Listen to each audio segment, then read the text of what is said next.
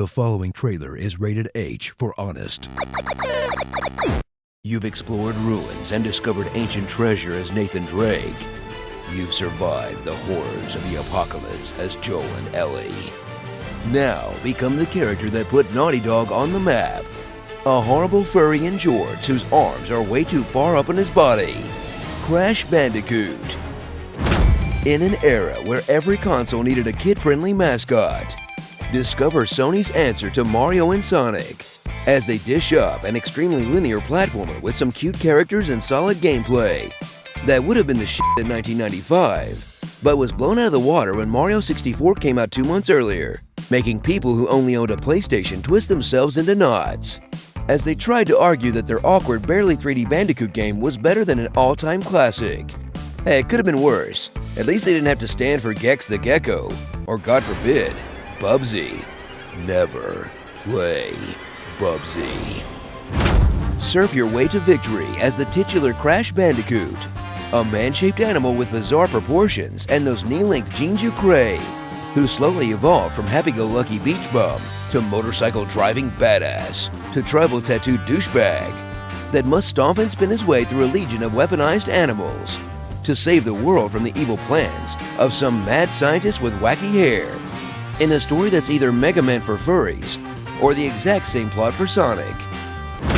Experience the classic gameplay of the Bandicoot games as you bash your way through long hallway-like levels in 2D, very limited 3D, and Why Would You Do This mode, where you run directly at the screen until you fall into a pit you couldn't see as you break all the crates in the world and collect apples, crystals, and, ghost shaman masks for more chances to take on the awkward platforming and fixed camera angles. In gameplay, it seemed alright at the time, but it's probably gonna bum out some kids that play the remaster. Today, little Johnny learned that classic doesn't always mean good.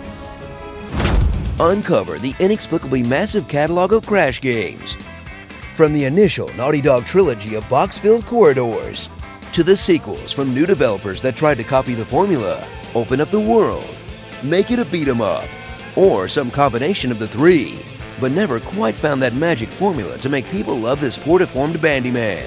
Then dive into the extensive list of side games, like the kart racing titles that are way better than you would expect, the party games that are just dressed up minigame collections, the mobile games we feel obligated to mention, and the mini Crash game they just shoehorned into Skylanders for some reason.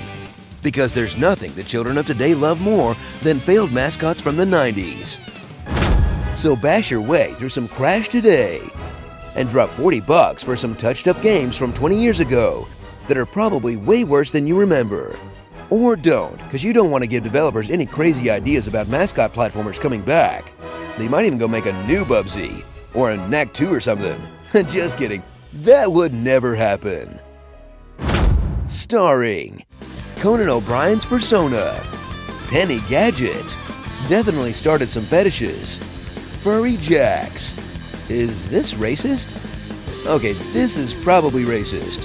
Dr. Phineas Gage, Bebop, Rocksteady, another evil doctor, yet another evil doctor, and Dr. Robotnik, George Bandersnatch. So, if Crash exists in both the Uncharted universe and the Skylanders universe, does that mean there could be a crossover? Because all I want is for Nathan Drake to hang out with Drobot and Taekwon Crow.